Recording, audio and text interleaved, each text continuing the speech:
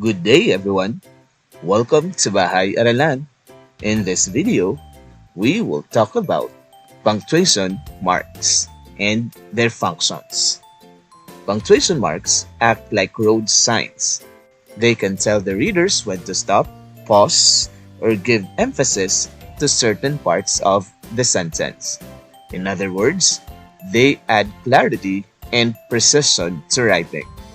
These punctuation marks include period, question mark, exclamation point, comma, semicolon, colon, apostrophe, hyphen, n dash, m dash, quotation marks, ellipsis, and parenthesis.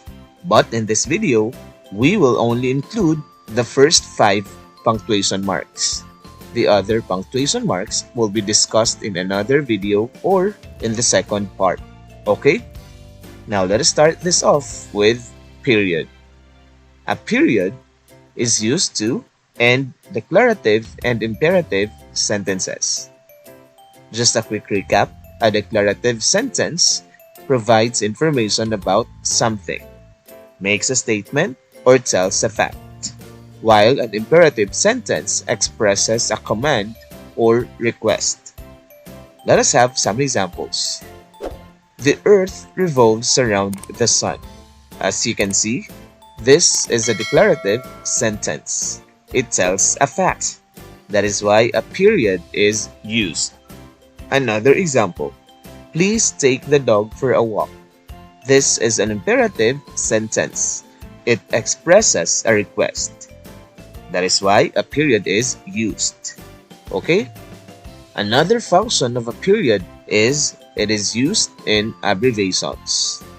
For example, the word doctor, its abbreviation is DR period. Avenue, its abbreviation is AVE period. Mr, it's MR period. Okay? Now, let us have the question mark. As the term suggests, a question mark is used to ask a question or is used at the end of an interrogative sentence. For example, is climate change a serious problem?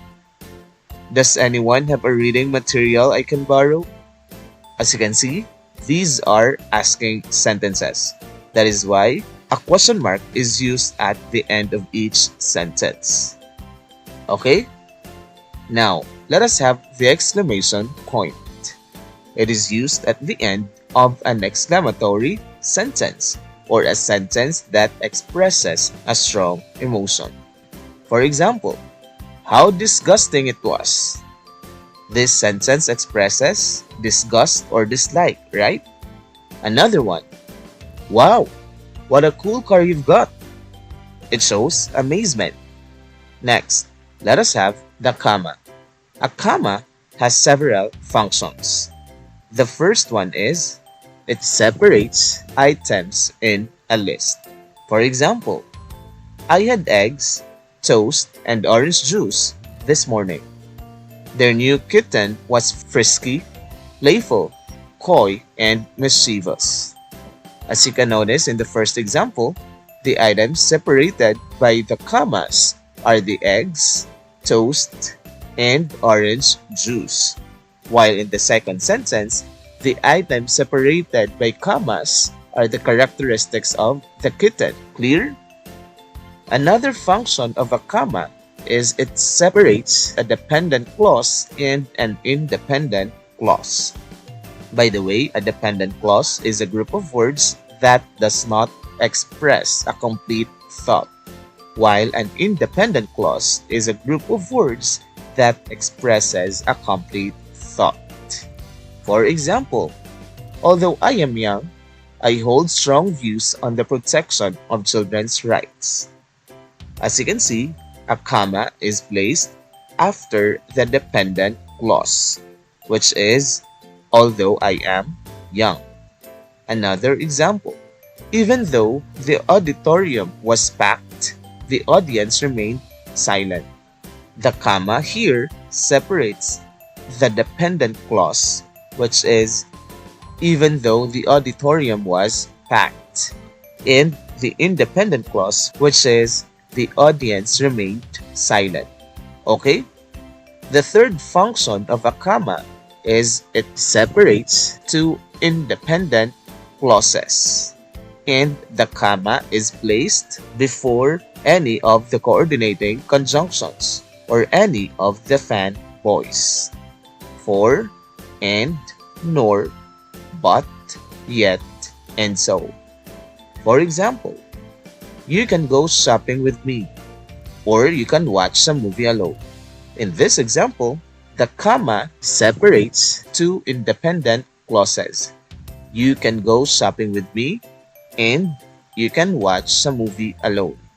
As you can see, it is placed before the coordinating conjunction or. Another example, gender discrimination is not good, and it should not be tolerated. The comma in this example separates two independent clauses, which are gender discrimination is not good and it should not be tolerated, and it is placed before the coordinating conjunction and. Another function of a comma is it sets off an introductory word or phrase from the rest. For example, firstly, vitamin C can be introduced to combat infection. In this example, the comma is placed after the introductory word firstly. Another example, at the bottom of the canyon, park rangers discovered a gold mine. In this sentence, the comma is put right after the introductory phrase, which is at the bottom of the canyon. Another use of a comma is it sets off a direct address. A direct address is used when you speak directly to someone. For example, Jack, please hand me the book. As you can see, the comma is used after the name of the person you are calling or talking to, which is Jack. And that is the direct address. Okay, another example. Let's eat, Grandma. In the sentence, the comma is placed before the direct address, which is Grandma, because it is found at the end of the sentence. Is it understood? Now let us have the other function of a comma. It sets off an appositive. An appositive is a word or phrase that renames a nearby noun. For example, I lost my favorite book, A Room with a View, in the lobby. In this sentence, the commas set off the appositive A room with a view. It renames or specifies the name of my favorite book. Another one, Mark's dad, Mr. Cowell, owns an orchard. Again, the commas here enclose the appositive Mr. Cowell. It renames the noun Mark's dad. Okay? And now, another function of a comma is it sets apart a signal phrase or attributive tag from a direct quotation. For example, Mary said, I dislike concerts. The comma in this sentence sets apart the signal phrase, which is Mary said, from the direct quotation or the exact statement, which is I dislike concerts. Next example. The whole problem seems very simple, the professor remarked. In this example, the direct quotation comes first. That is why the comma is placed after it. Clear? Alright.